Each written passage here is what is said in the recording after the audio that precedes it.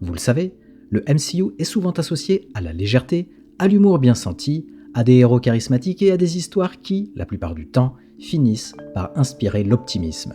Pourtant, derrière ce vernis de blagues et de bons sentiments, il arrive souvent que Marvel nous plonge dans des récits très sombres, malsains ou carrément tragiques. Salut à tous et bienvenue sur House of Marvel pour une nouvelle vidéo. Aujourd'hui, on va plonger dans les histoires les plus sombres du MCU, ces arcs narratifs qui nous prennent à la gorge et nous montrent que sous les costumes de super-héros et les blagues de Thor, on n'est pas à l'abri de l'horreur et de la douleur. Vous pensiez connaître les Avengers et leurs alliés sous leurs meilleurs jours, détrompez-vous, on va explorer les facettes les plus ténébreuses de leur parcours, celles qui nous font dire « Waouh, Marvel peut vraiment aller loin ».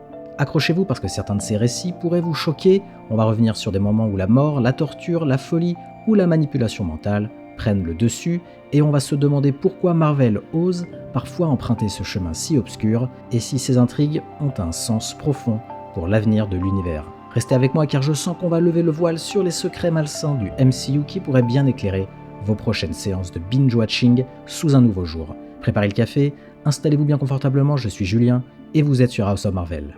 Difficile de commencer cette liste sans évoquer le snap de Thanos dans Infinity War. On se souvient tous de ce moment glaçant où d'un simple claquement de doigts, le titan fou efface littéralement la moitié des êtres vivants de l'univers.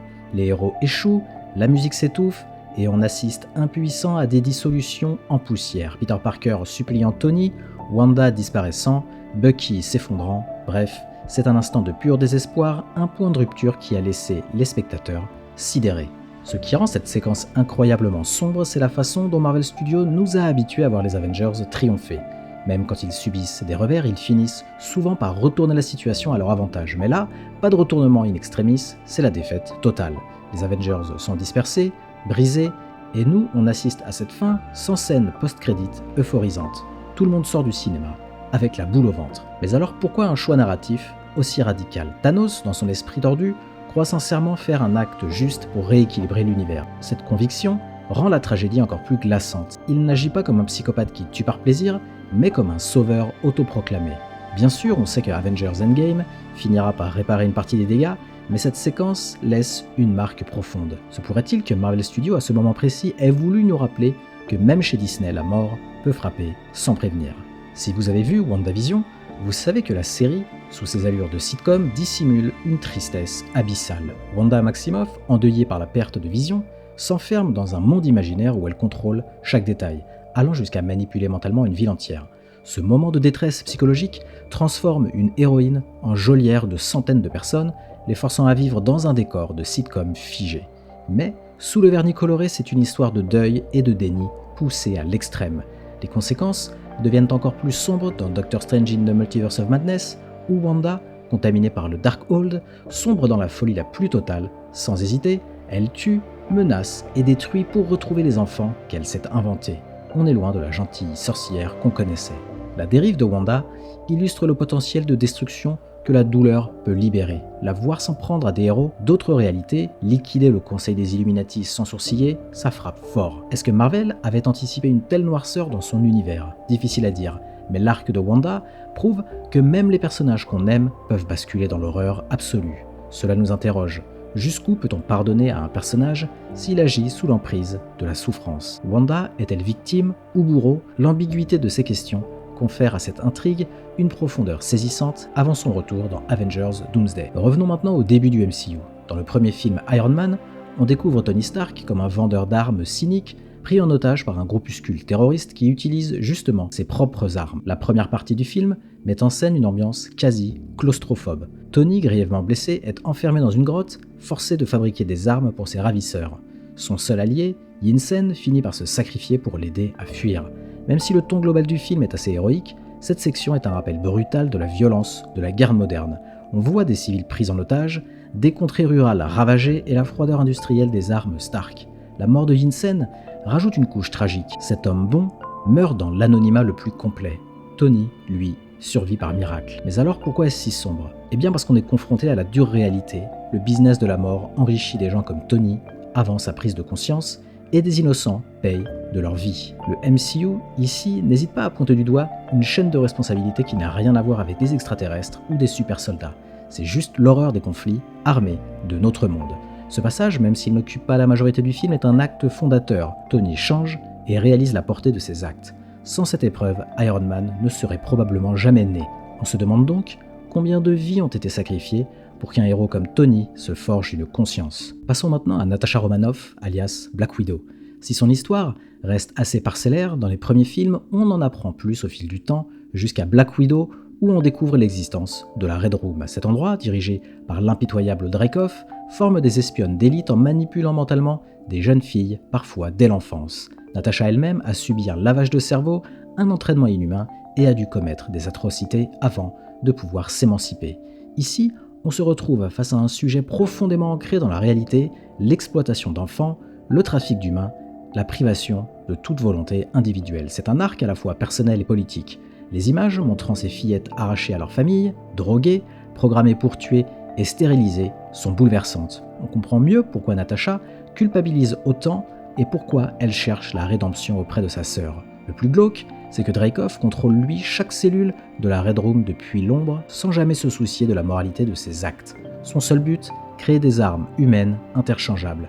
Un soupçon de cynisme absolu qui nous fait frissonner, car dans un monde où des super-héros volent et lancent des éclairs et où Thanos menace, des monstres plus terre-à-terre peuvent se révéler bien plus abjects. Les Gardiens de la Galaxie sont réputés pour leur ton fun et leur bande-son disco. Pourtant, on oublie parfois que Peter Quill a des origines particulièrement tragiques. Dans la première scène du film, qui est une de mes scènes favorites du MCU, on le voit enfant au chevet de sa mère mourante avant d'être soudainement enlevé par un vaisseau spatial.